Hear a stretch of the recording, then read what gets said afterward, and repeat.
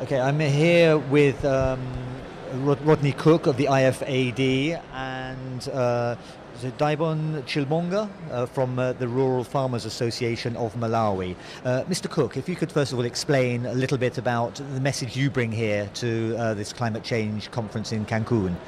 Okay, well, I'm here with the International Fund Ag Development, IFAD, which is a specialist UN agency and a development bank, and our concern is entirely agriculture, rural development.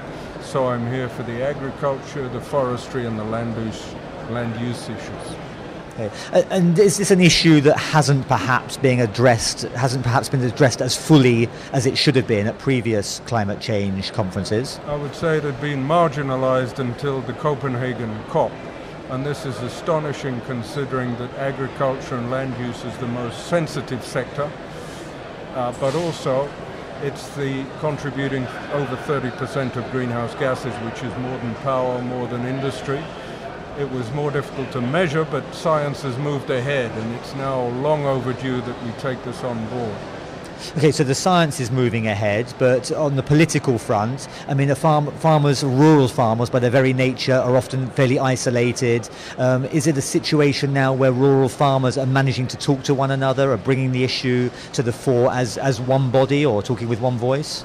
First of all, it's the politicians we need to bring on board, and they are gradually coming to terms with the notion there are two big challenges for the human race. One is reducing poverty, the 1.4 billion living on $1.2 a day, and secondly, managing climate change.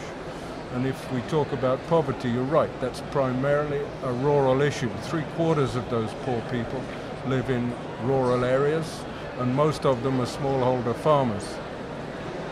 Okay, so if I can turn to you now and tell me specifically about the problems that rural farmers suffer in Malawi. Indeed, smallholder farmers are the main producers of the land. And in the developing countries, they're the ones that are producing most of the food and cash crops. What we have come here to say is that agriculture, rural poverty, and climate change have to be combined, and that agriculture needs to be right at the forefront of all these climate negotiations. I mean, have rural farmers in Malawi obviously suffered the effects of climate change? Indeed, the rural farmers have already been suffering because of supply side and demand side constraints. Over and above that, now they are now having to face the effects of climate change. In the case of Malawi, our rainfall season has changed. It's not as predictable as it used to be. Normally, rains are supposed to come in mid of October. Now, as I was leaving home in mid of November, the rains had not started yet. Sometimes you can have too much rainfall, sometimes too little. Even in a year where there is no more rainfall, in the middle of that rainfall, you're finding that there's a drought of 2 to 3 weeks. So farmers are finding it difficult to cope with these various changes in the climate. What is it you would like to see from this climate change conference here in Cancun by the end of this week? What kind of agreement?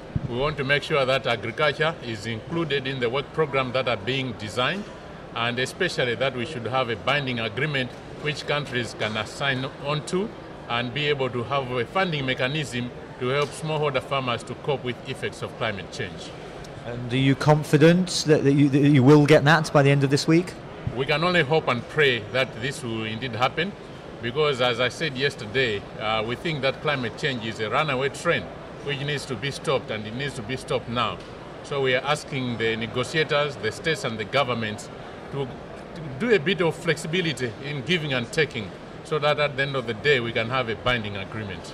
Okay, thank you very much. I don't know if there's anything you wanted to add to that? Yes, certainly. Let me just underline some of the things Dyborn said. We just published yesterday IFAD's Rural Poverty Report. It's every 10 years. And this underlines some of these key messages from Dyborn in Malawi, but more generally in the developing world. You recall that climate change is likely to increase the number of people exposed to water stress in sub-Saharan Africa by between 75 and 250 million people by 2020, that's 10 years' time. And almost all agriculture is rain-fed agriculture in those countries, a huge threat.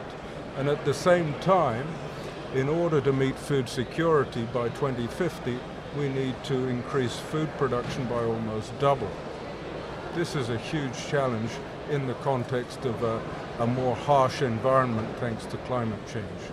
So this puts the pressure on us to look at systems whereby we can increase soil carbon and hence soil fertility and water binding capacity and hence fertility and hence yield.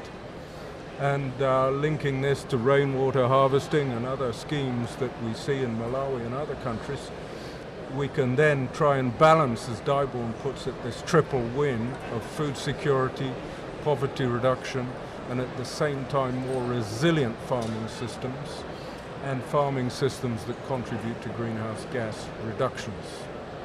Okay, that's great. Thank you very much. Thank you.